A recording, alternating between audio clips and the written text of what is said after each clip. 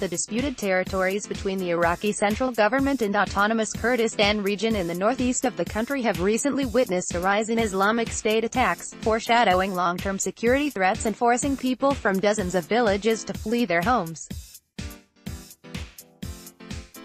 The vast disputed lands, consisting of Kirkuk and parts of Nineveh, Saladin and Diyala provinces, have been a point of high contention between the central government and the Kurdistan Regional Government for decades.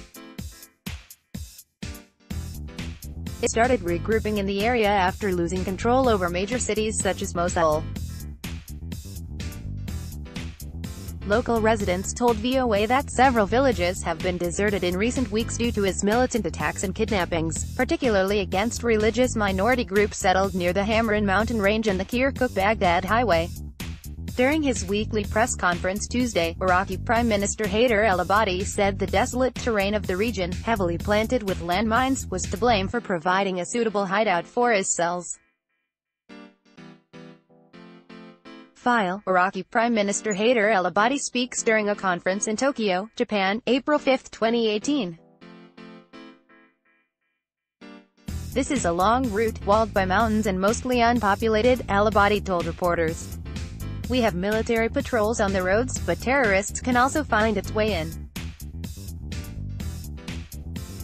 They can hide on one of those mountains and wait for a moment of security gap, especially during dark hours, to attack. Security vacuum. Al-Abadi downplayed concerns that growing instability on the roads could extend to towns and cities, as repeatedly warned by Kurdish officials who claim the withdrawal of their forces from the region has created a security vacuum.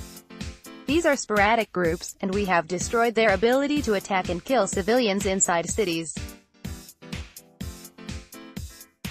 They have repeatedly tried to attack cities, but our intelligence efforts are always ahead of them, he said. Al-Abadi's comments came as Iraq security forces Monday said 6 of their members were kidnapped by IS militants on the Kirkuk-Baghdad highway.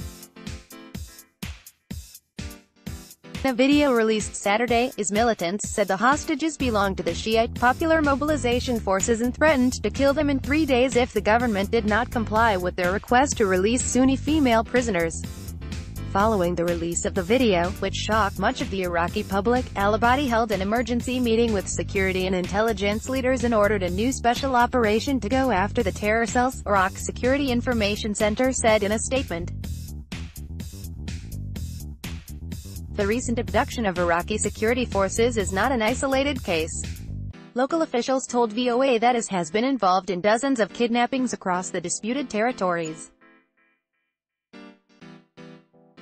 Zahid al-Dalawi, a member of the Diyala Provincial Council, said more than 14 Kurdish families fled their homes in Martin village east of Konakene town near the Iranian border earlier this month after multiple attacks from IS fighters. Similarly, Salah Hussein, head of Kakai's capital village of Top Zawa, told VOA that Kakai villages such as Al-Zankar, Albat Pasha and Al-Shishad in southern Kirkuk have been abandoned because of IS threats. Watch, IS attacks drive away Iraqi Kakai minority. Kakai, also known as the Yarsin, is a syncretic religion spreading across northeastern Iraq and extending to western Iran. Its followers in Iraq, numbering between 110,000 to 200,000, have been persecuted by IS militants who consider the Kakai to be infidels who should convert to Islam.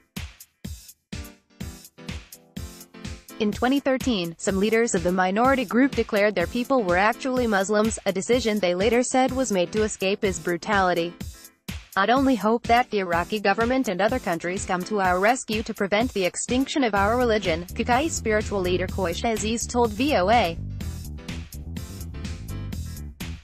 He said his people have been constantly attacked by Islamist militant groups, including his predecessor Al-Qaeda. He said the area remained relatively stable when the Kurdish forces, known as the Peshmerga, were in charge of security. Sometimes when I remember the 1960s, when life was so nice here, it makes me cry, grief-stricken Aziz told VOA. The Kurdish Peshmerga controlled the disputed territories in mid-2014 when the Iraqi forces left their bases following a large-scale push by IS. But they were pushed out by the Iraqi army and allied Popular Mobilization Forces in October 2017, following the Kurdistan Regional Government's independence referendum and the inclusion of those territories in the vote. VOA's Dilshad Anwar contributed to this report from Kirkuk, Iraq.